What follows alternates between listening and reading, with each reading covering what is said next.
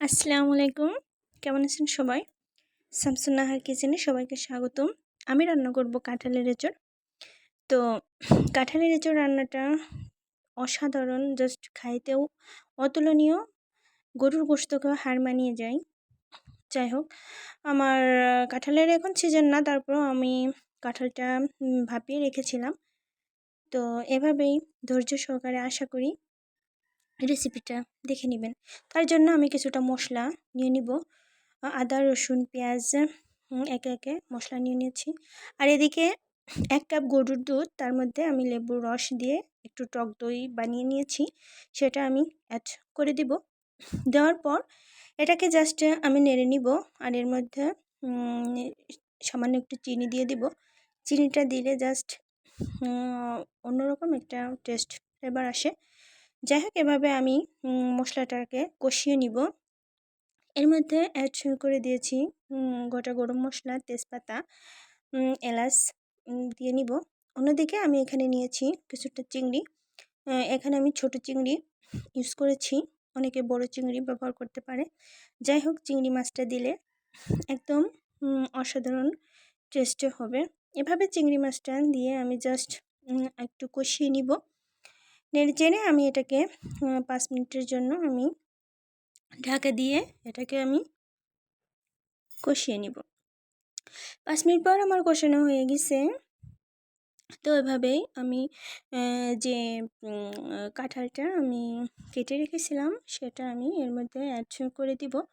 তো অনেকে ছোট ছোট করে কেটে নিতে পারে, আমি একটু বড় বড় করে কেটে নিয়েছি। এটা এভাবে গোটা গোটা এভাবে কাটলে কাঁঠালটা একটু কচি নিতে হবে। তো এভাবেই এর আগে আমি এই প্রসেসে রান্না করছি, দেন অসাধারণ একটা টেস্ট। এভাবে যখন মশলাটা কষানো হয়ে গেছে আমি কাঁঠালটা অ্যাড করে দিব। দেওয়ার পর জাস্ট এটাকে আমি নেড়ে নিব। নেড়ে নেওয়ার পর আমার এর মধ্যে দিব আমি নারকেল দুধ। তো সেটা আমি অন্যদিকে আমি নারকেলটা আমি হালকা কুসুম গরম পানি দিয়ে এটাকে আমি দুধ বের করে নিব। নেওয়ার পর এটাকে আমি সেঁকে আমি অ্যাড করে দিব। যে এভাবে রান্না করে কাঁঠালের এঁচড়টা এত মজা লাগে, এতটা অতুলনীয় স্বাদ যে মাংসকেও হার মানিয়ে যায়। অনেকে অনেক রকম প্রসেসে রান্না করে, দেন এভাবে রান্না করলে জাস্ট মুখে একদম লেগে যাবে। যাই হোক, এটাকে আমি 5 মিনিটে রান্না করে নিব। এটাকে ঢাকা দিব।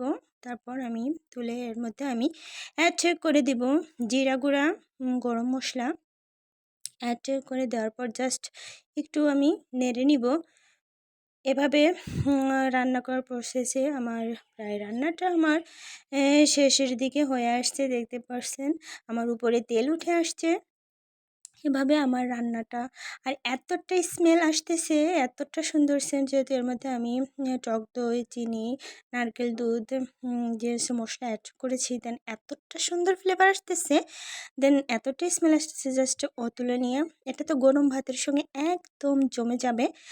রেসিপিটা নাম রান্না করলে বুঝতেই পারবেন না কত সুন্দর হয়েছে। যাই হোক, এভাবে ফলো করে রেসিপিটা যদি বানিয়ে নেন ভালো লাগবে। তো আশা করি সবার ভালো লেগেছে।